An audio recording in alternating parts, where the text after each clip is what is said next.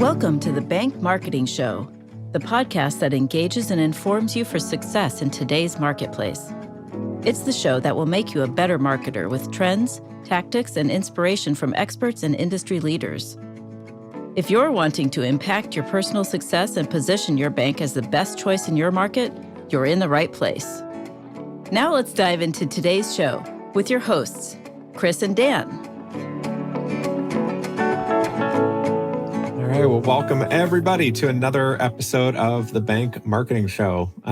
We've got a great guest lined up today. We're going to talk about some exciting, energizing topics, and I'm excited to get into this. We're going to get a little out of the bank marketing topic and talk about some stuff about personal growth and how to advance your career and kind of how to keep your days keep your days exciting. To all, Chris, Dave, welcome. Welcome to the show. Thank you. Yeah, Dan, I think you and I have said before that behind every bank marketer, there's a human being. So today we're going to kind of talk about the human being part. And not that those two things are separated, but I think everybody will get a lot out of this visit, from a motivation, from a professional growth standpoint, from all of that. So stay tuned. This will be a good one. Yeah. So Dave, we're sure glad to have you. Thanks for joining us today. Thank you. Great. So I'll give the listeners a quick overview, everybody. So Dave Jesiolowski, what's fascinating is you lost sight in your right eye from a high stick, I guess, while you were playing professional hockey. And those listening can't enjoy this, can't appreciate this, but viewing it, we can see your jerseys on the wall behind you in your office. Yeah, but I know that you had an aspiration of becoming a millionaire and achieve that, and were a professional hockey player, and then this accident occurred. And I'm not going to be a spoiler to all this, but what I'm most fascinated about and look forward to you sharing with our folks is really what came from that, and the reforming of your life, your decisions, and then your professional careers that developed from that. And I know that you started with New York Life and broke sales records, and really began to build that, and then turned to writing yourself and developing a publishing company. And we're definitely going to talk about your book some as well. I'm showing it here again for those that are watching this on video. I'm a big fan of Dave's book, One Decision Can, and in the show notes we'll link to that as well. And I know we're going to cover some more of that today. But Dave, your current life in investing and financial planning with Journey Wealth Strategies, mm-hmm. and all that you do around that. The father of two boys, and have an amazing family too, as I know. So that's a little bit of your background. I can't wait to share with everybody more of that. So we're sure glad to have you today, Dave.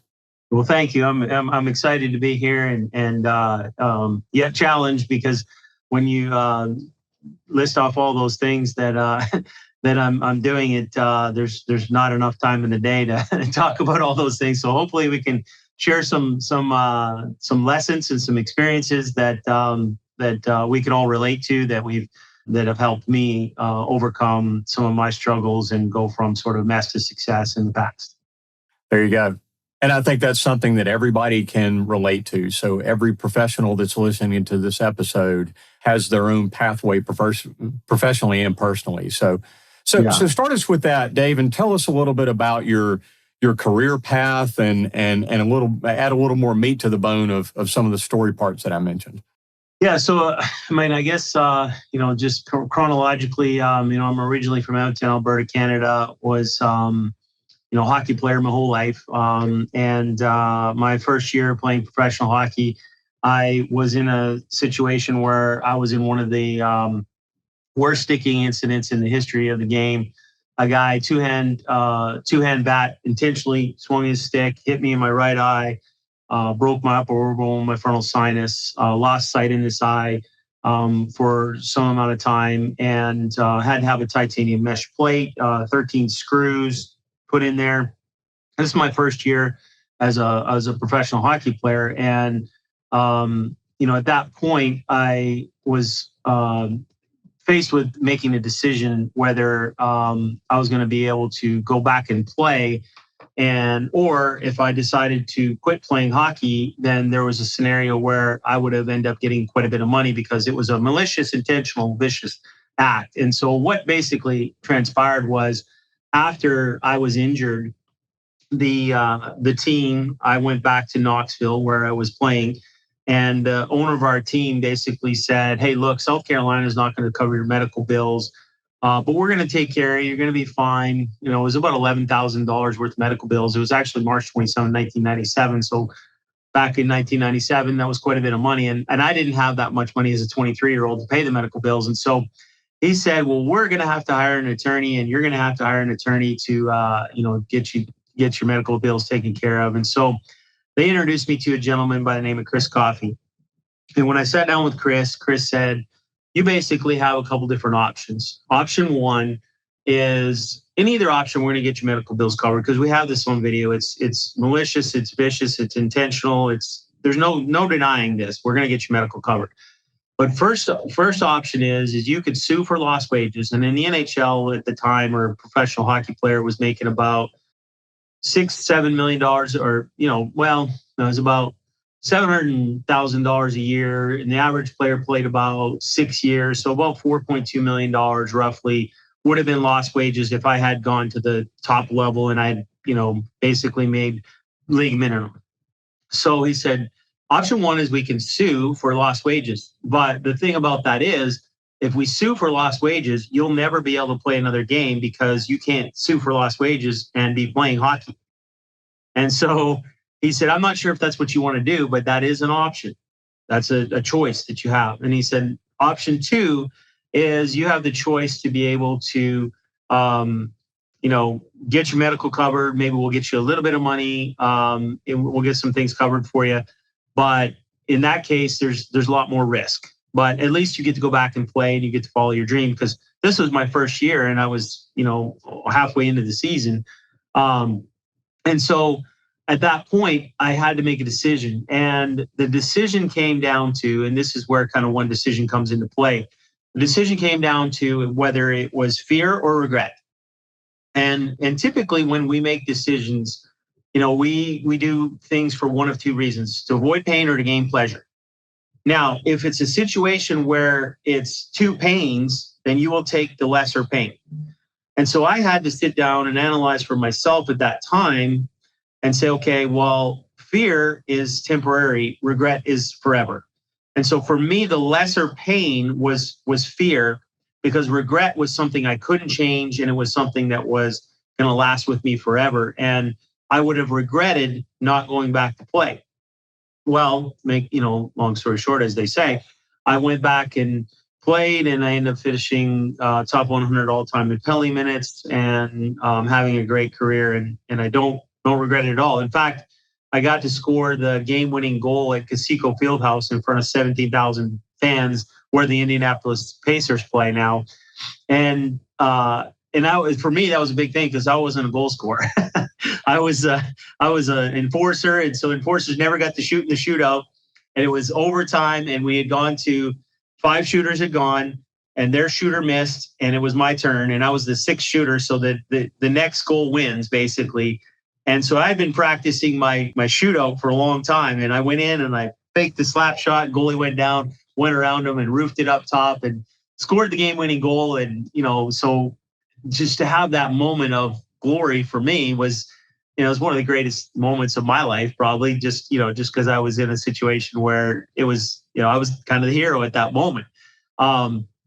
So, had I quit, or had I given up, or had I decided to go the other route, it came down to a situation where I had to make a tough decision when the stakes were high. And how I did that was, I kind of did a cost benefit analysis, and I said, okay, what's the benefit of doing this, and benefit of doing this, and consequence of doing this, and consequence of doing this, and ultimately I ended up making a decision. And for me, it was about memories versus money. because at 23, if I had quit and never played another game, I probably would have gotten close to, north of $1 million in settlement, because another guy had same injury, got, about that, and mine was worse than his. So, I was fairly confident that I would have gotten quite a bit of money. But at the end of the day, it was about, what was I going to be able to do, and the memories were more important than the money. If that makes sense. Oh yeah. And a lot of times when we're making decisions, we have to decide, is it about money? Is it about memories? Is it about experiences? I mean, we're always making decisions. I think that, they say we make about 35,000 decisions a day, which I don't know where they come up with that number, but it's, from what you're going to eat to what you're going to wear to, are you going to speed up or slow down on the road, or all the things that you do. I mean, some of those are unconscious decisions, but we're always making decisions. And those are, so the one decision came from, if you make better decisions, you'll live a better life. And so I had done lots and lots of studies about, what is this core foundational key component? What's the one thing that if you get really good at, you will be able to perform well in your life? And it kept coming back as decisions. If you make the right decisions, you take the right actions, you'll have a good life. Yeah. How do you, day to day, right? Like when I hear the word decision, or like, oh, I've got a decision to make, I'm not thinking of which socks do I put on decision, right? Obviously your decision of going for the money or going to play again is one of those major life decisions. But how do those two things kind of tie together, right? I know you write a lot about ways to make kind of smarter, better decisions. How can people, like in their workday and their, the normal range of their life, start thinking about deciding? Yeah, I mean, it's so many times we wake up and some of it is unconscious decisions and some of it is habitual. And so we have to become aware and conscious of the decisions that we're making first to be able to change our decision-making process. And, this is a show about marketing. And so marketers are paid millions and millions, or, pay millions and millions of dollars to influence people to make decisions. And so whether it's Facebook or Instagram or LinkedIn or, the TV station, the radio, or whatever it is, there's always something out there that is trying to compete for your attention, which I talk about distractions and temptations. And so a distraction can be somebody walking into your office and saying, hey, you got a minute? Do you have a way to be able to navigate that scenario? If you don't have a system for doing that, then that's going to continue to be a default mode, because when somebody walks into your office and you're in leadership and they're asking you questions and you're actually in the middle of something that you really might need to be doing, you need to have a process for, standing up and saying, I can't do that right now, but can we schedule a time to get back together? So, distractions are a thing that impacts our decision-making process, and then temptations as well. You've got your phone, right? And on that phone, you open that thing up, and what's the first thing you see on there? You see all these little red buttons on here, and those are designed to grab your attention. So the first thing you're going to click on is, well, Instagram just sent me a message, or Twitter just sent me a message. I'm going to click on that because I got to see what that message is, right? Or I got to see what everybody else is doing. And so we're tempted by that. So what do you do to combat those temptations and those distractions? Well, it's all about focus. And so in the book, I talk a little bit about focus formulas. And one, when you're making decisions, you have to have a basis for where you make your decisions from. If you don't know who you are and you don't know where you're going, you could end up just following the crowd.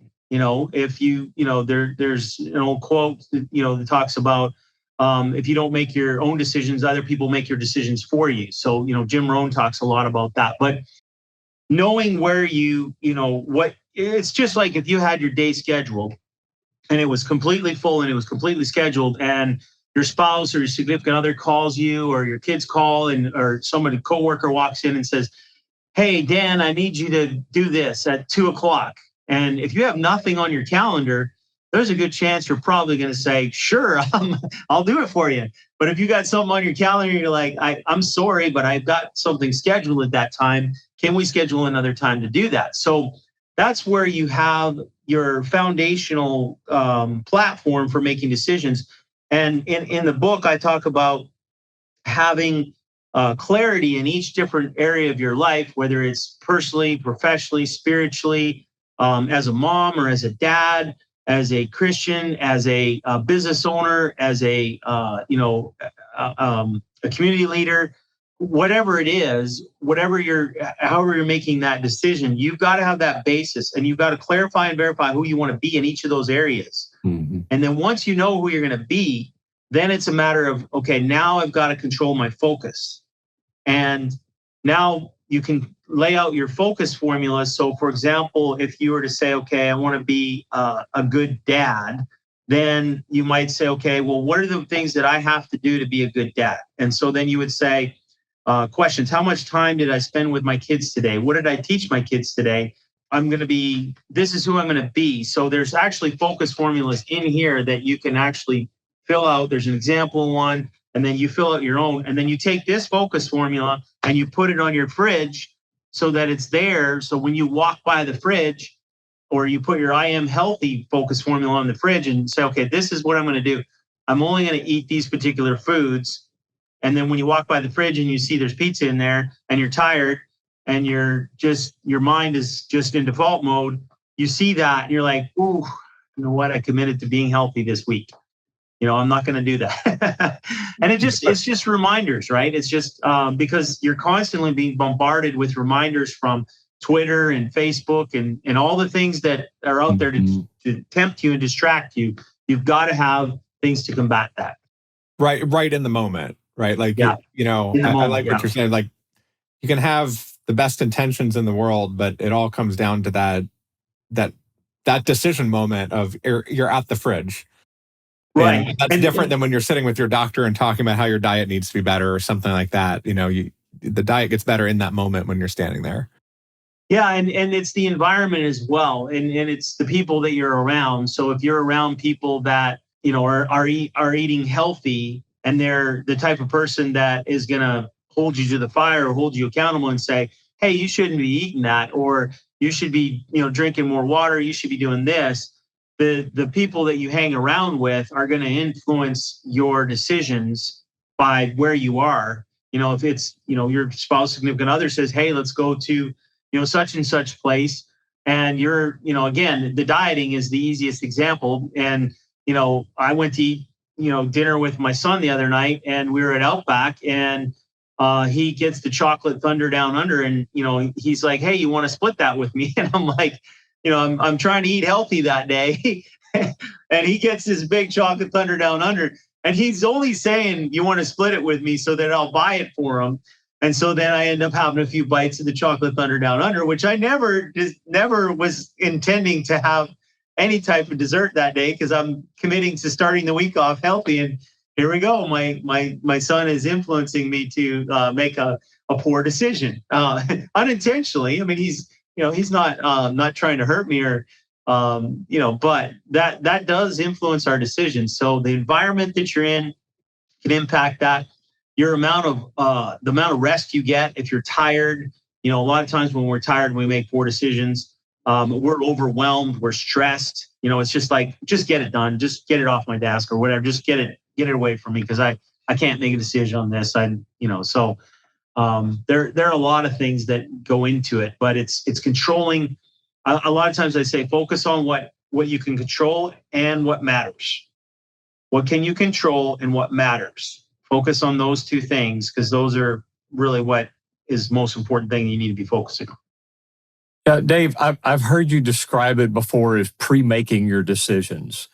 And your diet one is a good example too. But if there's a harmful behavior that I'm trying to avoid, and I'm trying to not drink anymore, and I'm going and hanging out with buddies in a bar every night and talking about how I don't want to drink anymore. Well, probably not. But pre-making that decision, what I've heard you describe and would love to hear you talk about a little more, and you alluded to it a moment ago, is pre-creating that environment and those decisions and structure, I think is the word that you use, so that I'm not setting myself up for failure. I'm setting myself up for a positive decision. So is that tracking? Yeah, definitely. One of the things that I experiment with myself is morning and evening routines.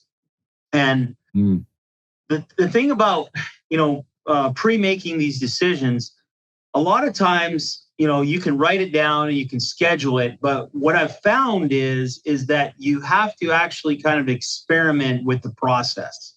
It's not something that just you can write down and say, okay, here's my morning routine. I'm going to get up and I'm going to do this, this, and this, because inevitably something's going to happen where life is going to happen, and those patterns are going to repeat themselves. And what you want to do is you want to find the patterns that are not useful or not helpful or not helping you progress to who you want to be and where you want to go. And you want to eliminate those patterns, and then you want to find the patterns that are helping you. And, so it's going to sleep at the right time. It's a Headspace app is a great app where it's a really easy meditation.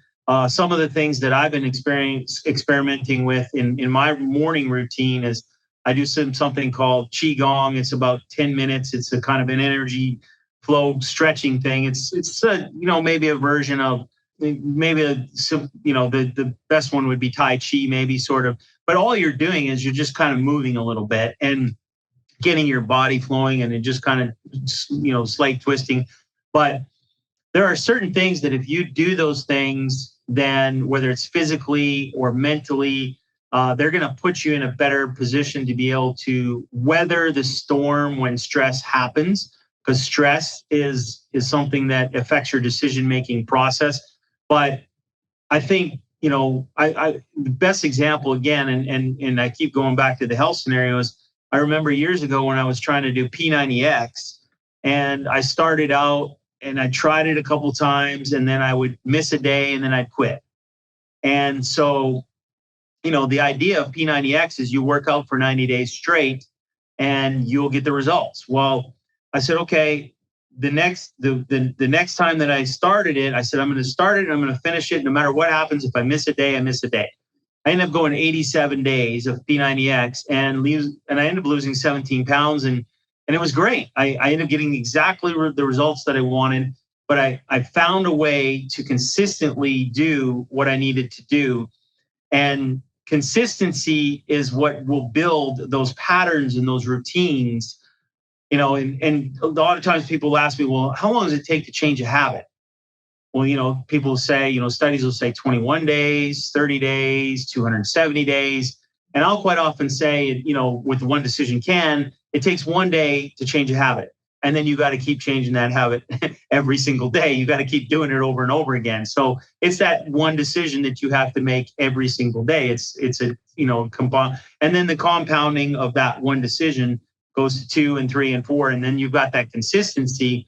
And so, but the morning routines and the evening routines are, I think, one of the core foundational methodologies for getting the results that you want. Because if you start the day and you finish the day and you have those as your bookends, and you say, okay, you get up at the right time, you're not rushed to go to work, and you rush out of bed, and it just can be a compounding effect. But if you get up at the right time, you've got enough time, you're not rushed, and you get your mind right and you get your day scheduled, then you can end up having a great day. And I've tried this before, because what I've done in my coaching program is when I sit down with somebody, we have scorecards, and we'll have 10 different things on there. And the first thing is, okay, what are you going to do when you wake up? What are you going to do when you go to bed? Here's your bookends. You're going to get up at 5 o'clock or 6 o'clock, and you go to sleep at 10 o'clock or 10:30. And here's all the things that you got to do to be successful in between.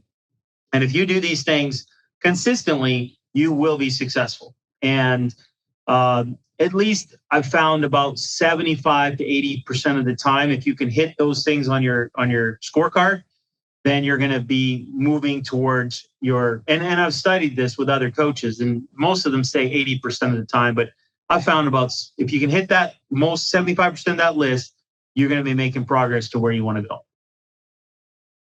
Dave, how does these decisions and the personal growth and moving towards success, like you're talking about, around whatever it is that you need or desire success, whether it's career or whether it's as a father or whether whatever role and part that is. Talk a little bit about how that influences. We all work for companies, and our listeners, most are working for banks or marketing professionals, in related industry, those types of things. So how does their personal growth influence the company and the company growth? Because we want to be positively impactful to those around us. So talk about that a little bit. Yeah, there's an old saying, a rising tide lifts all boats, right? And if you've got that one person that walks in and they can, there's famous quote by Susan Scott that says, well, no single conversation is guaranteed to change the trajectory of your life, your career, your business, or your marriage. Any single conversation can, and quite often does. And she also says we're always having conversations with ourselves, and sometimes they include other people, right? So the conversation starts with you. And you have to have that conversation, and that's where the focus formulas come into play. When you ask your brain a question, your brain is going to give you an answer, and it focuses on what you tell it to focus on. So if you say, okay, if I say, well, if I show you a picture of a red bus, and I say, what color is this bus? And you say red, well, you're focusing on that at that moment. So when you ask your brain a question, it's going to give you an answer. So the first place it starts is with you. You ask yourself those right questions, you get in the right mindset. And then when you walk into that environment, even if that environment is a toxic environment, you can be the one person that changes that, the trajectory or the momentum of that situation or that environment. So even if you are in a situation where everybody else is negative, you've seen scenarios where coaches have gone in and the team is down and the coach comes in and fires everybody up and they come back and they win the game. That happens. Nobody in there believes, but I talk a lot about, sometimes you have to have somebody believe in you more than you believe in yourself so you can believe in yourself again. And so, when you believe in other people, they start to question. They're like, well, wait a minute. Why does Chris believe in me? Why does Dan believe in me? He must see something in me. Well, what does he see in me? Now, what have I done? I've just asked myself a question. I've caused them to question something. And so now they start to live up to that. And, I had a managing partner years ago, Pat, he would always, help me kind of live up to, he would kind of build this legend, and then he would make me help me live up to it by saying, okay, who's going to come up with this, hit this goal, right? And so I think it's, it starts with you, and then when you walk into that environment, you are the one that has the ability to change that. But you've got to have that strong core foundation, because when you're a leader in an organization, and I've done this before, and I'm the only one in the room that believes that we can do it, whether it's sales or marketing or whatever it is. And I'm like, I know this works. But then I walk in and I got 13 salespeople telling me they just went out and called on a whole bunch of people, and everybody tell them it's not working. And I'm like, it's worked for 20 years. And then I started to question myself. I'm like, wait, maybe it's not working. It's not working anymore. And so then, so you have to believe in what you're doing. That's big. And you get that person that has that belief and that conviction. And so that is key foundational component for influencing the trajectory of the organization. How do you think about developing that belief? Like, for people that, it can be hard. I know for myself, it can be hard if I'm just sitting I spend too much time in this office, right, by myself. I find it, talking to people, helps do that. But if I can bounce ideas off people, it helps me. But that's me, right? Like, what's your advice to somebody to sort of figure out what those beliefs are, to, develop them and gain that kind of the confidence to help you make decisions, help you prioritize? Well, beliefs come from experiences. And so what happens is we have an experience, and then that experience creates a memory. And if the only memory we have of that experience is a negative memory, then we're not going to have a whole lot of belief that works, right? So if I'm in sales and I go out and call on somebody, and then let's just say I'm in cold calling somebody, it's my first day on the job, and I walk in and I say, "Hey, I'm Dave with XYZ Company, and I'd like to share with you what I do." And they throw something at me and say, "Get the heck out of here." Well, my experience is going to be, "Man, this job sucks." Right? Like, I didn't know I was getting into this. Versus if I walked in, it was my first day, and I, walked into the business and I was cold calling them and I said, "Hey, I'm Dave. I'd like to share with you what I do." And they say, "Well, come on in, sit down, let's grab a cup of coffee." And they buy something from me, and I make a huge sale, or I have big success, or I win a relationship. Well, now I'm going to be like, "This is the greatest job in the world." Now, so how do you build that experience? And so experience comes through practice and preparation. And so I talk a little bit about this in the mastery part of mastering beliefs and behaviors, but it's about practice and preparation. And just like in sports, when I was playing, I had a coach that would say, we practice, we play like we practice. So if we have a great week of practice, we're probably going to play good. And if we don't, we're not. And we would have flow practices on Thursday so we could get in the zone and be just, at our peak state, right? So the thing about performance is getting into a peak state and saying, okay, like hitting a golf ball or hitting a baseball or anything that you do, you think about the time when you were at your absolute best. And if you don't have that, then you lean on other people's experiences. And, you say, okay, Jason in our sales department, he called on so-and-so, and he went out and he built a great relationship with this person, got a great client for the bank or for our organization.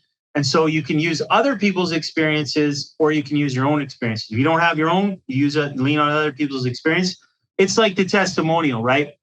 It's again, you go back to the situation where you're watching some TV show, late night infomercial, and they're saying, okay, if you do this, I got these results. I was on this diet program and I lost all this weight, or I did this and I had success, right? I was living under a bridge, and this book hit me in the head, and I read it, and now I'm a millionaire, right? So it's either other people's experience or your own experience. But the more you do it, the more experiences you have, the more you will believe it, and the more convicted you will be. But in order to have a good experience, you have to practice and prepare. And so whatever it is that you're doing, if you're doing a presentation or if you're marketing to somebody, if you've practiced it and you've prepared over and over and over and over again, that's going to put you in the best position to be able to be successful, to have a good experience. And when you have that good experience, now you have a good memory of that.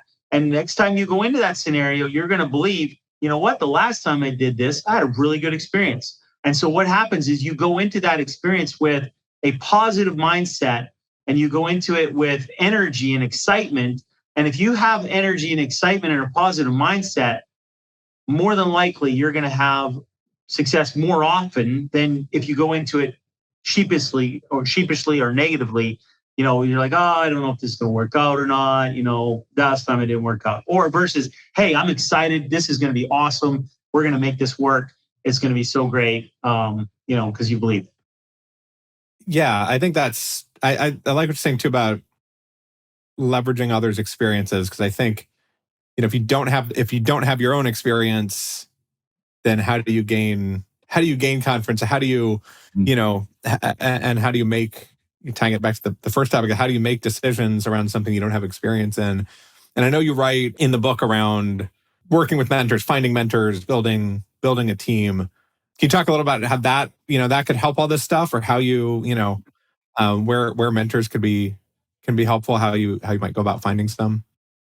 Yeah, I mean, for me, I've had a lot of coaches throughout my life, and so I've always, believed in having coaches. But the coach that I had when I was at New York Life and I was failing horribly and going broke and taking out loans literally to pay my bills, when I walked in and sat down with him, after struggling for 6 months. And, I went home, I was sitting at my kitchen table with my wife at the time. And I said, she said, this is not working. We're not making any money. We're broke. We're having to take out loans to pay our bills. It's just not working. You need to figure it out. You need to figure something out. Go back to school, go back to building houses, doing something. I was actually framing houses when I first moved down here in the blistering heat, which was not fun. But I said, well, you know what? I'm making a difference. I'm helping people. And she's like, I don't care. You're not helping us. You need to figure it out. So I go in and I sit down with my managing partner the next morning and I said, Steve, I love what I'm doing. I'm making a difference in people's lives, but I'm not making any money. And if something doesn't change, then I'm not going to be able to do this. And so what I think the greatest coaches and the greatest mentors have the ability to do is to help you understand where you are, help you become aware of what's holding you back, and then help you understand what you need to do to be successful. And so what he used to do, he always used to say, it always sounds better coming out of their mouth than it does out of yours. And so he was an old school teacher. So he would always ask me questions. And so he said, what have you been doing? And I said, well, I've been doing this, this, and this. He said, have you been following the business plan that's been laid out for 158 years at the time? I was like, not really. He said, okay, do you think you can do this? I said, Steve, I know I can do this. I just need you to show me what to do. So he said, okay, here's what I want you to do. For the next 30 days, I want you to follow the business plan exactly how it's been laid out. And in 30 days from now, if you don't think you can do it, I'll help you find a job somewhere else and you can continue to work here. 30 days later, I was agent of the month. That year, I was agent of the year, made the $1 Million Roundtable, traditionally top 1% of agents in the world, was number one in sales for New York Life, and went from broke to six-figure income. And in my first year in the business. And so people quite often ask, well, what did you do? And basically I made a decision that I was tired of being who I was, and I wanted to be who I was capable of becoming. I was tired of being who I was, and I wanted to become who I was capable of becoming. And so once I made that decision, somebody made me aware of what my decisions were, the path I was on. And that's what a great mentor does. Then I decided to change my life. And once I'd made that decision, then I needed a track to run on. And it wasn't 30 years, it wasn't 30 months, it was just 30 days. I needed some short-term focus. And I needed somebody to believe in me more than I believed in myself so I could believe myself again. And Steve doing that for me changed my life. And then in turn, and Chris and I talk a lot about this, your story changing somebody else's story. And Chris is, not to spoiler alert, but the book coming out later, Chris's book that's what it's all about. We talk about this a lot, and it's how my story changed other people's stories, because when that happened to me and I changed my belief because he believed in me, that mentor that had the right questions, the right track, and the right belief, and that turned me around. In turn, then when that happened and I got to be in a leadership position, I said the exact same things that Steve did. And I helped other people turn their lives around and go on to be successful within the same organization. And it was, because I knew how they felt. They felt, just hopeless. They didn't have any hope. And Chris, we talk about that all the time. It's that your hope inspires that person's hope. And it's just it's such a great feeling when you can do that. And you can be that light that, somebody's down in that dark tunnel and they're lost and they're struggling. And you're the one that says, hey, give them a hand and, come on this way. I got a way out of here. Dave, and what I think is so significant about that for our listeners, and this is an audience of professionals, is that choice as to, are we going to be that you just described day in and day out in our jobs? What is our story and how are we transposing that to others? I was traveling a couple of weeks ago and was visiting some bank clients, okay?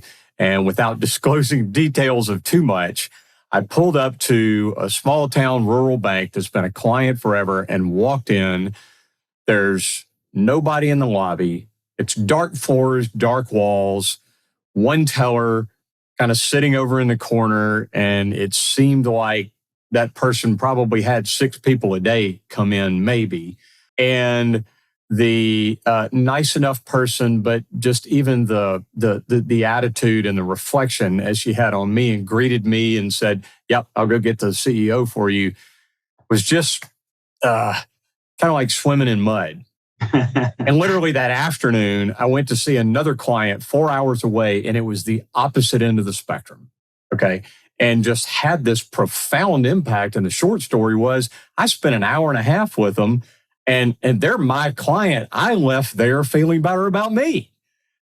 But by spending time with them, I was like, you guys are awesome, because they were talking about how,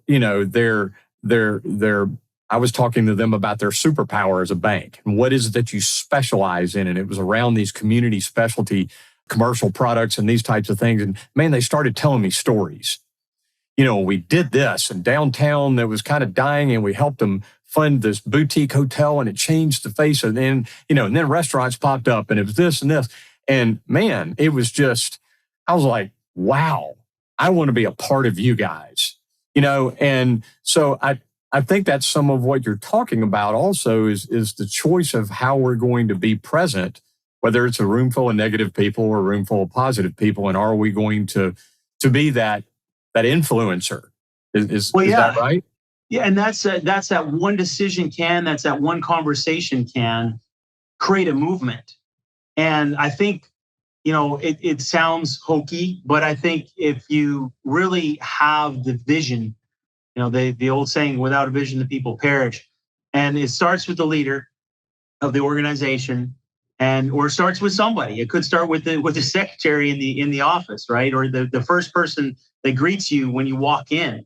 And that vision and that passion, it can bleed through into the rest of the organization. Mm-hmm. And then it's like, okay, well, what is it that we want to do? We want to create a movement. We want to create a community. And we talked a little bit about this yesterday, was the community. Who is, I think, when you talk about banks and you hear, well, that's a community bank.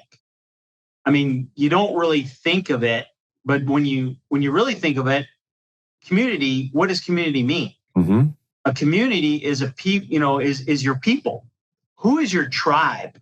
If you think of it as like an Indian tribe, right? Who are the people in your tribe that can relate to you? And they know if they come in, if you're in a tribe, right, you have the chief that's, kind of the head of the tribe, and that, is the person that kind of directs everything. And then, if you go to the chief and you're part of that tribe, they're going to make sure that they take care of you, right? You're going to be taken care of if you're in that tribe. You feel a sense of belonging, a sense of comfort, a sense of confidence. And so, like, if I were in the bank marketing community, and where I had a bank or any other type of organization, or what we try to do with our organization is world-class service, where they feel like they belong, they feel like they're comfortable, and they're confident that they're going to be able to get what they want from our organization. And so I think those are the things that you want to communicate to your community on a consistent basis. And once you do that, you'll create a following, you'll create a movement. And because that lady that you went to see, she created energy within that bank. And, it was something that, we're talking about it today, so, it's creating a movement. it's a chain reaction. It's pay it forward, right? So, yeah. Well, Dave, what I love about the process that you've put together and you've outlined, and you showed it a little while ago, but your book is not one that's just a read it and, oh man, yeah, those are some great ideas, and then I go about my day. I love how you have created engaging systems, in here, and simply said, it's lots of stuff that I've got to fill out and follow, but what you've done here is created a pathway that your readers can actually walk down toward their own success and their own achievements and methodologies and a process for doing that. So kudos to you for creating that. And this isn't something that you have to be a particular kind of person or a particular kind of background to do. This is for anybody, and it's a way to really move you forward. Maybe I think in a lot of ways that some people thought they never could. Yeah. Well, and the design of it was, one of the things that I've learned that one of the biggest deficiencies we all have is vitamin E is execution or application, right? We can read something and then because I did this for years. I'd read books and I'd be like, oh, this is great. And then, a week later I'd forget it. And, but having something there that I can transfer to my life, the transferring of skills or knowledge or the understanding of skills and knowledge becomes, wisdom and the application of it. So, applying, what you learn here or from other people is the biggest determinant of whether, action, you got to take action. And when you do, the more you shoot, the more you score, right? It's like Gretzky says, you miss 100% of the shots you don't take. Love it. Love it. Well, Dave, man, this has been great. This is, Dan, I knew this was going to be the case. This was one of our guest segments and episodes too, where we'd love to just go on forever. And what I would encourage our listeners to do in being able to go on is to engage with you and grab the book and dive into the process for themselves. And I love how you have the backbone of this is around decisions and those decision processes and pre-making decisions. And that's something that all of us can do, and then in turn impact the banks or companies that we work for and all that. So great stuff, man. Thank you. Yeah, that's a fantastic conversation and way to think about all these things and how I think you said at the beginning, and it's a great place to sort of come back to is as a marketer, you're getting your bank's message out there, you're a community builder, and the decisions you make impact a lot of people. The energy that you come at your, marketing activities the energy that you bring talking to people in that side of the bank can make all the difference. So great framework. And you got my head spinning for sure. So yeah, in a good way.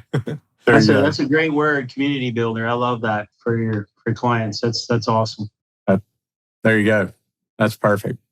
Well, Dave, before we let you go, with our guests, we love to jump through a lightning round real quick and give us a little more insight into you and some of your experience and thinking here. So if you got just a minute, we'll bounce a couple of these by you.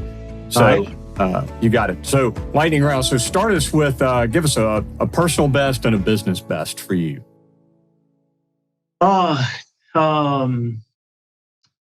Personal best, I think of things that I've done with I always think of things that I've done with my kids. When people compliment my kids and say that they are good Christian kids, that they're. I think that's probably one of the greatest accomplishments you can have as a when somebody compliments you as a parent. And I've been fortunate enough to have my kids are and they're good kids. They make good decisions, but they people know that they're Christians and that they're solid, and so I'm proud of that. the business side of things, I think I remember I just did, this is something I talked about recently. So it's something that I'm proud of. That I remember being at church one day, and one of my clients walked up to me in front of my boys and said, if it hadn't been for your dad, I would still be having a lot of stress and fear and anxiety around my plan for the future. And, he's just being able to make my life better. And so, from a business standpoint, it's being able to I've had lots of conversations, whether it's been recruiting somebody or helping somebody, just, guide them on their path. Anytime I can have a conversation with somebody and help them have less fear or stress and more hope for the future and clarity, that just gives me the greatest sense of accomplishment. So yeah, I mean, I think I would say that those are my two greatest. That's great. Can you? The next question is a favorite book or other resource, which could be your own, but maybe not. Yeah, I would say I do actually reference my own book, because it's a lot of things that I wrote it from, somewhat for myself as well. But I'm a big fan of Stephen Covey. Chris has got a book coming out. Maybe that will be my next favorite book. But there you go. I anything by and Chris and I talked about this. Stephen Covey to me was such a great role model, from just a family man to a businessman. I think he's had a lot of he's just a great role model, and I think from the science and the religion side of things and all the things that he shared, I think he's changed a lot of people's lives. And so he's probably been 7 Habits of Highly Effective People. I think that was one of the first ones I read, and it's helped me a lot. Right. Dave, can you think of, and you've mentioned some around this, but the most impactful piece of advice you've received? I would say, one thing that comes to mind, I don't know if this is the most impactful, but it's a very valuable lesson that I learned. I was actually, right before I got into the business with New York Life, I was doing some personal training, and I went and sat down with Chuck Miner, who owns the clubs, or used to own the clubs. And at the time, he said, "Son, let me tell you one thing." He was almost like Curly in City Slickers, like, "Let me tell you the secret to life," right? And he said, "Let me tell you one thing." He said, "If you remember this one thing, you'll always be successful in life." He said, "It's a numbers game." And it is. I mean, it is. At the end of the day, sales is a numbers game. And when I realized that, I mean, I didn't realize how important that was at the time, because I was young and didn't really know. But then later on in life, I was like, you know what? He's right. I mean, it is. I mean, because you can't control every situation, but you can focus on how many shots you take, or and you do your best, and let God take care of the rest. You pray as if 100% depends on you, and you work as if 100% depends on you, and you pray as if 100% depends on God, because it does. And at the end of the day, if you do your best is good enough. I mean, and I think that's such a great lesson to. I mean, it's simple, but it gives you such great peace of mind at the end of the day, because you're not going to be able to control what other people do, and you just do what you can do and do your best, and your best is good enough. What is something you always tell your clients? Like, what's the sort of the flipping that around, right? What's the one piece of advice that seems that everybody needs? Yeah, I mean, more recently, the thing that I've been saying a ton of is just this phrase of focused on what you can control and what matters. And I just have been just harping on that, because at the end of the day, things outside of your control will drive you crazy. And there's so many things outside of what really matters that you don't need to focus on. And so if you would just focus on what you can control and what matters, you'll have a lot more peace of mind and really and truly a lot more success. Cuts out a lot of the other stuff that sucks our energy, does it not? Yeah. Yes. Well, again, Dave, this has been great. It's been a real privilege having you. And for our listeners, how can people get in touch with you and find the book and all of that? So the book is on Amazon. One Decision Can. Just Google it and go to. There are 2 books, One Decision Can. But if I'm not going to tell you to spell my last name. But if you put One Decision Can in Google, Amazon, and then put Dave, it should pop up on there. DaveJesiolowski.com is, well, I will spell my name for that. It's www.DaveJesiolowski.com. DaveJesiolowski.com.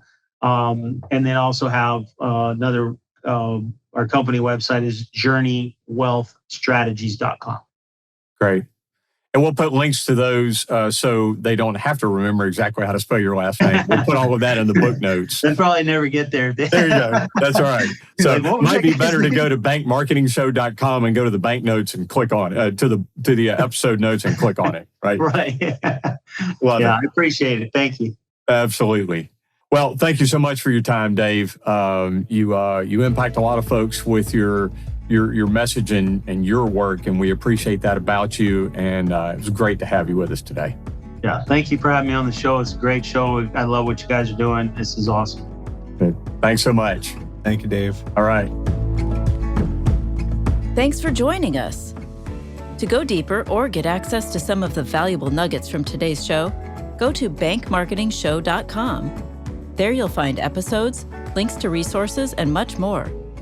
Be sure to subscribe wherever you find your podcasts. And join us next time.